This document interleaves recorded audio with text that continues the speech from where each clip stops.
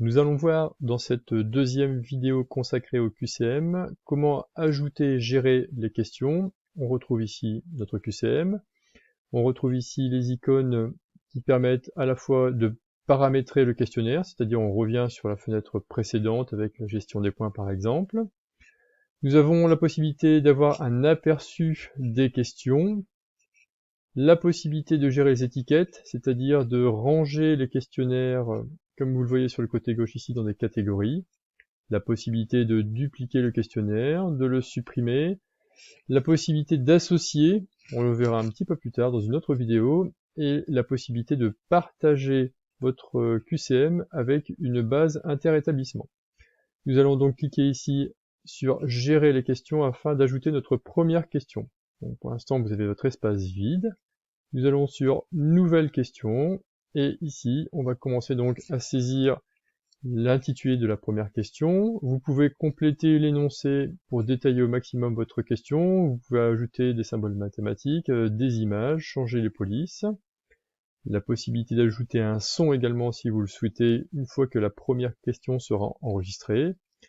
Et ici, le cœur du QCM, à savoir le choix multiple, le choix unique ou le texte à trous. Choix unique, lorsque vous posez la question, l'élève n'aura la possibilité que d'ajouter une seule réponse. Choix multiple, la possibilité de cocher plusieurs réponses.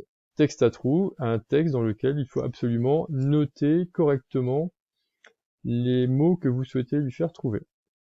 Je prends par exemple ici un choix unique, et vous voyez que le choix unique ici, on peut cliquer dans la première réponse et on va insérer la première réponse que l'on souhaite. J'ai ici mis 3 réponses possibles.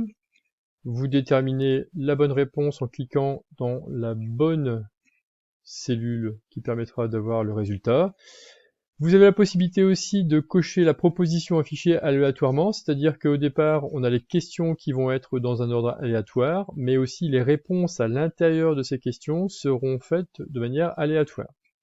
Ensuite, un commentaire de remédiation qui sera visible uniquement, vous le voyez, c'est noté ici, lorsque la correction sera possible et visible une fois que l'élève aura terminé et la note rendue. La première question est donc créée, vous allez sur sauvegarder et on voit apparaître ici donc la première question. Si vous revenez sur votre question, vous voyez que vous pouvez revenir sur la question, la dupliquer ou la supprimer.